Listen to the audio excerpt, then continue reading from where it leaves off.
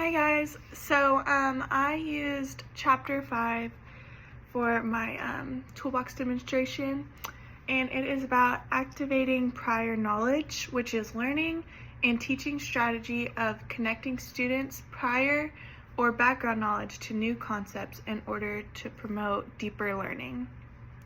So this will be used when students need to build off of the initial knowledge that they already have. ELL students bring in different ideas through their cultural and general life experiences, so they can use even different ways that maybe even the teacher doesn't know to help with an assignment. Building background knowledge does not mean that you're pre-teaching your students or giving them answers.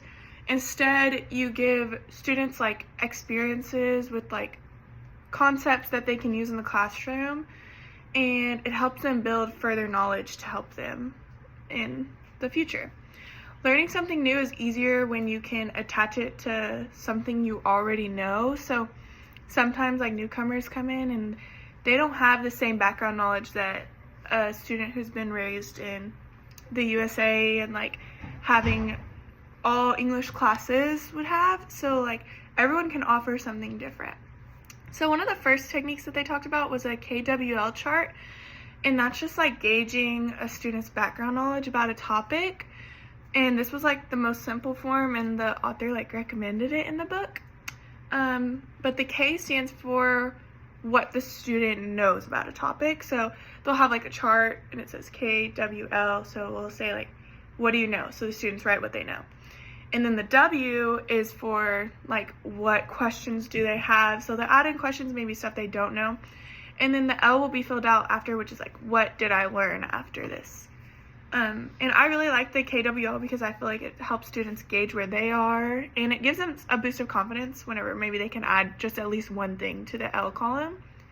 And then the next one was anticipation guides, and that's whenever they think, write, and talk about their opinions on key themes or ideas contained in the upcoming study units that we have, and students can either agree or disagree with them. I feel this one is really simple. Students literally just agree or disagree with opinions, but it does help them prepare for harder topics later on in class. So I think that's one of the ways it can help them.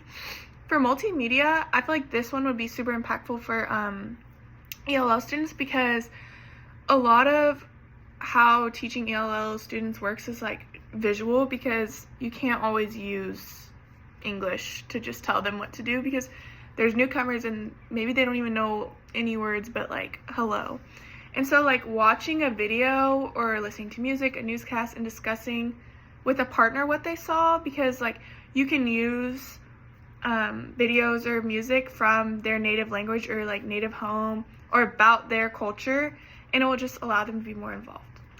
Another one was quick writes, which is asking students to write a quick prompt and a new topic of study. And newcomers can write in their home language or draw a picture for the topic. Like I said earlier, visual is a big thing, and it will just help them feel more confident in what they're doing if they're doing it in their own language, because that's also pulling back out that prior knowledge that they've already had. And then there's preparatory texts, which is building ELL's background knowledge, can help when using harder questions, but written at different lexile levels, which will help them be prepared. And then the last one that I read about was field trips, which are real or virtual, which I feel could be very good because it's another visual attribute, and that relates to building hands-on background knowledge. So virtual is kind of if your school doesn't have the funding to take everyone on a field trip, but hands-on is much easier for an ELL classroom, I would say, because they are visual learners. But some things that could go wrong is talking too much building background knowledge, because obviously if you don't understand a language or you're new to the country, you won't really grasp what the teacher's saying because you can zone out or have too much to take in.